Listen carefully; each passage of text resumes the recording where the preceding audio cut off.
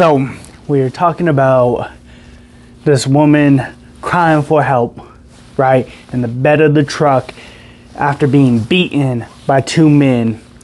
Story was hitchhiker, all this, but then to find out that it's actually her boyfriend.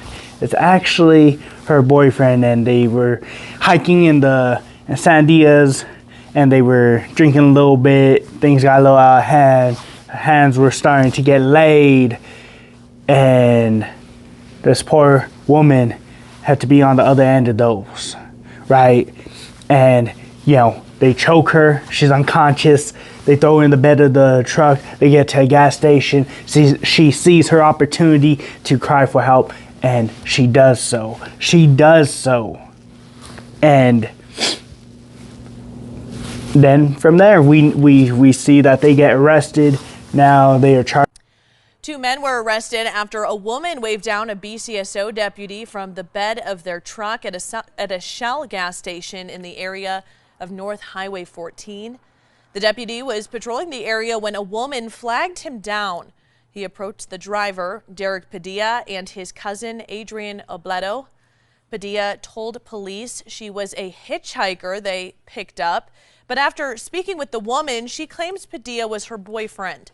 Police say all three were drinking while exploring the Sandia Mountains when both men began punching the woman.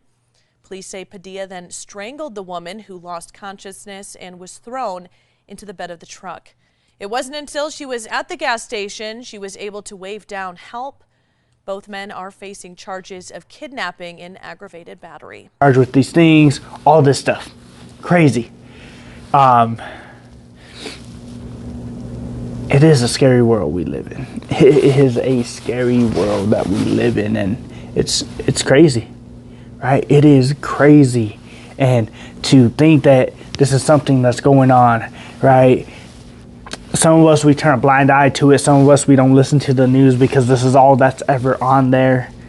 And it's just like, man, why? What's going on now? And it is sad. It is disturbing. It is so many different things. But I was reading some of the comments. Some people getting political with it. Some people make fun of it. Some people even saying like, nah, after all this, she's just gonna go back with the boyfriend, and it's just gonna be a cycle. It's gonna happen again and again and again, and like she ain't gonna learn. And the sad truth is that is a lot of us. We stay in these situations, we stay in these relationships, we stay in these circumstances and stay with these certain people, even though we know it's toxic, even though we know it's detrimental to our health and our well-being and our financially, spiritually, physically, mentally, all these different things, but yet we keep going back because it's all we know. It's all we're comfortable with, right? None of us are comfortable with change. None of us are comfortable with finding the new and going and searching for something better and trying to better our lives and be a better person. We may think it, but to put those actions and go out there and do it, it is something that is so crazy that a lot of us are not going to do. It's the truth. It's the harsh truth.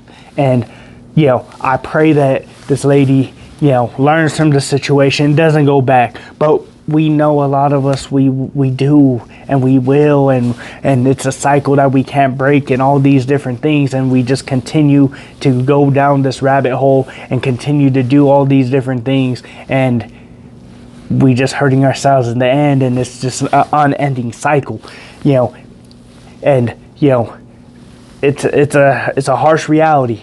It's something that we need to really think about, like, man, the people that I have in my life, whether it's a relationship, whether it's friends, whether it's family, whoever it may be, are they lifting me up? Are they edifying me? Are they putting me in a better place than I was yesterday? My relationship with them, is it healthy? Am I growing? Am I learning? Am I doing any of these things, or is my life just getting a little bit more stressful, or is it just getting a little bit more hard, a little bit more difficult? Am I crying myself to sleep a little bit more? Am I physically in pain, mentally in pain, spiritually lost? Those are things that we need to think about when it comes to people that we have in our lives. And I hope for this lady that she doesn't go back to this relationship, that she learns from it, and that she says, know what? enough's enough. I know my value. I know who I am. I know who I was created to be, and I know where I'm going to go, right? So we could only hope and we could only pray that she does make that decision and choose a better life. So so that is what we could hope for.